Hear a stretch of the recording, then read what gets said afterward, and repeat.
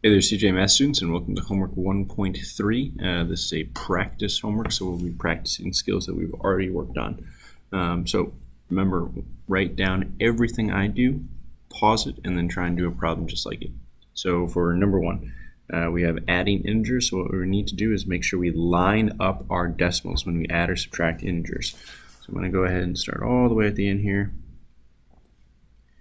And we have 15.37. plus line up your decimal 3.7, and you can fill in a 0 in an empty space like that. So we add them up. That's 7, 10, carry to 1, 8 plus 1 is 9, 19, and then obviously put your decimal 19.07a. I'd pause the video right now and try and do number 2 just like I did number 1.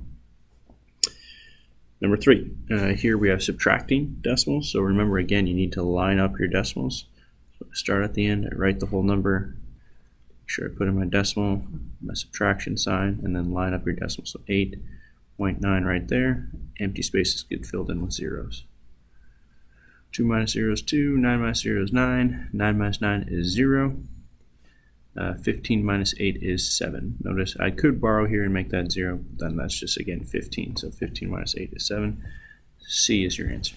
Pause number 3 and try and do number 4 now. All right, 5 through 8, we're actually multiplying. These little dots here mean multiplication, all right? So there's a whole bunch of different ways to write multiplication, and a dot is a way to do that. When you multiply, you don't have to worry about lining up decimals. You just have to worry about counting the number of digits behind the decimal, so you swoop your decimal in the end. Okay. So let's go ahead and write 9.49. I like to put the longer number on top, times 8.7, but you don't have to do that. After you do this, right away stop and count your decimals. So I have 2 numbers behind my decimal place here and 1 number behind my decimal place there. That means I'm going to swoop 3 times in the end. So 9 times 7 is 63, carry a 6. 7 times 4 is 28, plus 6 is 34, carry a 3. And then again, 7 times 9 is 63, plus 3 is 66. Before you go on to the next row, lay an egg, and then you can go ahead. 8 times 9 is 72. I'd cross off that little 6 now and put a 7 there. 8 times 4 is 32, plus 7 is 39. Cross out that 3 and put a different 3. 8 times 9 again is 72, plus 3 is 75. And now we will add up. 3 plus nothing is 3, 4 plus 2 is 6, 6 plus 9 is 15, carry a 1, 6 plus 5 is 11, plus 1 is 12, carry a 1, 1 plus 7 is 8. And then remember, you had to swoop 3 times, 2 decimals in your first number, 1 decimal in your second number. So starting between once, twice, 3 times. So 82.563 is your answer, and that's A. I would highly recommend pausing the video right now and then doing number 6 just like I did number 5, putting the long number on top. All right, number 7. So we have 3.93 times 8.2. Count our decimals right off the bat. So you have 2 decimals here, 1 decimal here. You should actually write this just like I've written it. And now go ahead and multiply. 3 times 2 is 6. 2 times 9 is 18. Carry your 1. 3 times 2 is 6 plus 1, 7. Start a new row. Always lay an egg. 8 times 3 is 24. Carry your 2. 9 times 8 is 72. Plus 2 is 74. So carry a 7. And then 8 times 3 is 24, plus 7 is 31. Right. 6 plus nothing is 6. 8 plus 4 is 12. 1 plus 7 is 8. Plus 4 is 12 again. 1 plus 1 is 2. And 3. So again, we had 3 decimal places. So we'll swoop 3 times. Once, twice, 3 times. 32.226 is your answer, C. Again, pause the video and try and do number 8. All right, on the back side, we're working with percent of, and if you remember that phrase, yes, I want you to write this down, percent of, right, means to multiply, so just like we've been doing. So if I said, what is 65% of 50 miles, right? If I said we've driven 65% of 50 miles, you would say, all right, first of all, I need to take this 65% and I need to change it to a decimal. So here's 65%. As a decimal, that's once, twice, that's 0.65, right? So now you go ahead and multiply. 50 times 0.65. Understand that you have two decimals. And just go ahead and multiply. So your first row will be 250, lay an egg. Your second row will be 3,000, add them up, and then remember to swoop 2 times in the end. Notice I've put in 3,250 in case you forgot to swoop, so I really want you to make sure you understand, oh, I need to move my decimal twice in the end. So 32.50 is the same thing as 32.5. So 32.50 is the same thing as 32.5. Right? I'd pause right now and try and do number 10. Number 11, it says, what is 50% of 48? So again, 50% as a decimal is 0.50. So we're just going to do 48 times 0.50. I'll teach you a trick here. If you understand that this first multiplication row is going to be nothing but zeros, you can start simply by laying an egg, right? That skips saying 0, 0, then lay an egg, and then start doing your multiplication.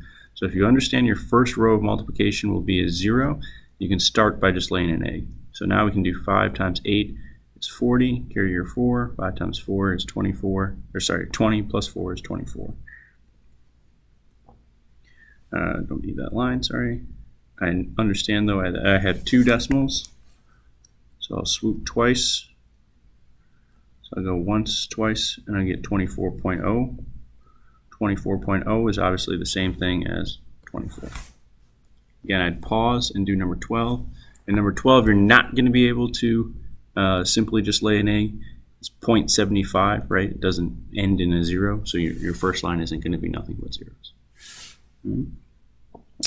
All right, now we have a map of state and local revenue by district and low-income students for schools in Illinois. So basically, this map indicates how much each school district gets funding-wise, and then all little dots are schools where they have free and reduced lunch. So obviously, the more dots you have in a district, the more students that require free and reduced lunch. So they need more funding. But if you look at the map, if something is red, it looks like it's getting less funding than the state average. If something is tan, then that's about the average. And if it's blue, it's above. Notice the blue spaces have a lot less dots, and the red spaces, like Chicago here, have a lot more dots. So it seems like the opposite is happening. So let's read this. It says, the map to the left shows the amount of school funding at a school district gets to the percent of students who receive free and reduced lunch in that district.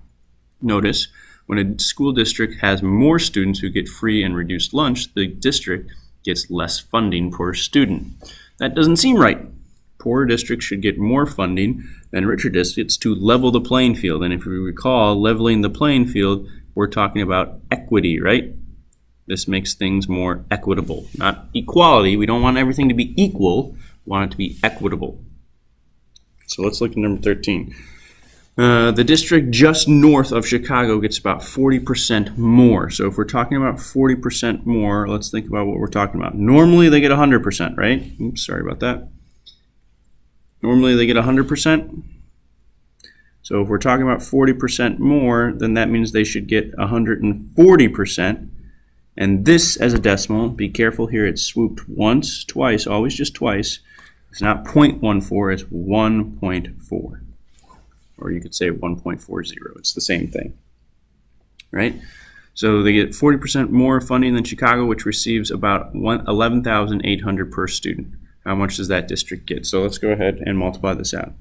So we've got 800 and we could say times, we don't have to say 1.40, we could just say 1.4, right? Because the 0 is meaningless there. So let's do this multiplication. So we have 0, 0, 32, carry a 3, 4 plus 3 is 7, 4. Lay an egg, and then we have 0, 0, 8, 1, and 1. Add it up, 0, 0, 2, oops, sorry.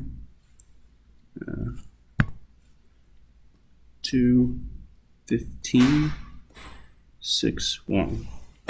So a school district that gets more funding, 40% more, oops, we gotta swoop our decimal one time, almost forgot, gets $16,520 compared to Chicago, which gets about $11,800. So a good chunk more, almost $5,000 more than Chicago. That's kind of interesting there, right? That's definitely not equitable. If you take a look at this 20% more, I'll help you set it up here. This would be 100 plus 20, right? So that'd be 120% more. Well, that's obviously, if I swoop once, twice, that's 1.2. So that'd be, again, this 11,800 times 1.2. And you do the math on this one, and don't forget to swoop, almost like I did. Right? Now, if I get 10% less, school just far west, so this area over here where it's red and only is getting, we can tell, a lot less money. If it receives 10% less funding than Chicago, that's like saying, okay, normally I get 100%, but now since I'm getting 10% less, that means I'm getting 90% funding. So 90% of Chicago. So that's going to be 11,800 times 0.90, or we could just say times 0.9, right? And again, I'm going to let you do the math on that, and remember to swoop once. In this case, again, swoop once. All right, questions, please give me a call.